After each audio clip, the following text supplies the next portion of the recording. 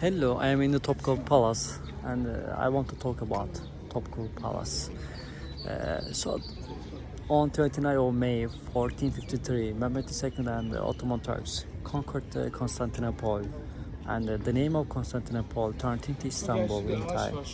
And after the conquest of Istanbul or Constantinople, a palace was built in Beyazıt Square, just 1 mile away from here.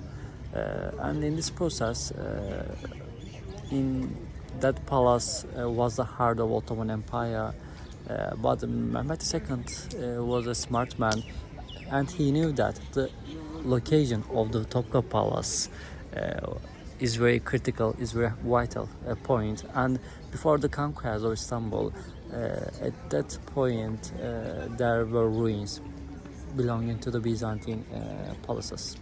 So in 1460, by the order of Mehmet the Conqueror, a new palace was built on this occasion. We called Saray Cedid. So in the 15th, 16th, 17th centuries and 18th centuries, the name of Topkapı wasn't used. In the 19th century, there was a kiosk in front of the Marmara walls. It's made of wood, and there were balls in front of the kiosk, and that kiosk was known as Topkapı Su. But that kiosk burnt down, and in time, especially in the 19th century, this palace started to be called Topkapı Palace. Topkapı means wall palace.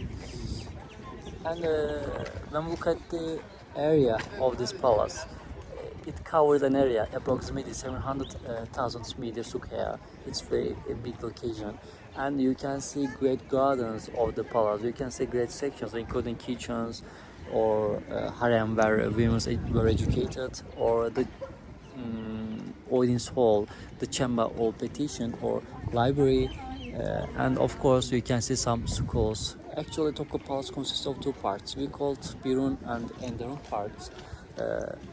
And there are 4 courtyards, and there are 3 gates of the palace.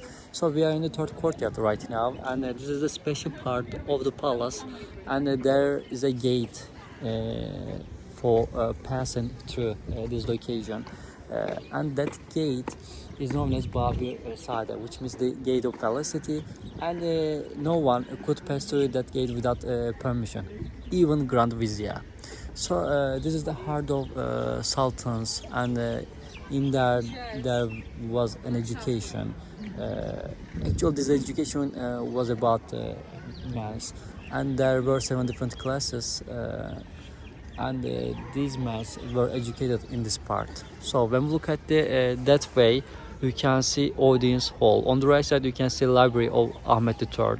It was built in the 18th century. When we look at that way, you can see big and small rooms.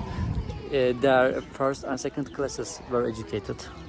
And the left side of these rooms, you can see a Seferli dormitory, the other class. And when we look at the left side, and I am showing you, this is the Fatih kiosk. So this palace was built during the Mehmet the Conqueror. Bad time right now, sorry about this. So this palace was built during the Mehmet II, and of course a kiosk was built on this occasion, and I am saying by underline, Topkapı Palace was not completed during the reign of Mehmet the Conqueror. This palace, the construction of the palace have continued for 350 years, and you can see Fatih kiosk, and 5 Ottoman sultans lived on this point. Mehmet the Conqueror, Beyazıt, his son, and his grandson Selim I, and after that Solomon the Magnificent, and the son of Solomon the Magnificent, Selim II, lived on this point. And after that, harem was built, and the sultans started to live in the harem section. So when we look at the left side, you can see a kilerli ladder dormitory, and when we look at the left side, you can see interior treasury of the palace. Yeah, and when we look at the ahead, you can see royal or private chamber It was built during the Mehmet the Conqueror, and that room was the working room of Mehmet II. And today, so you can see a sacred trust inside of that room. Yeah, that's the Topkapı Palace in brief.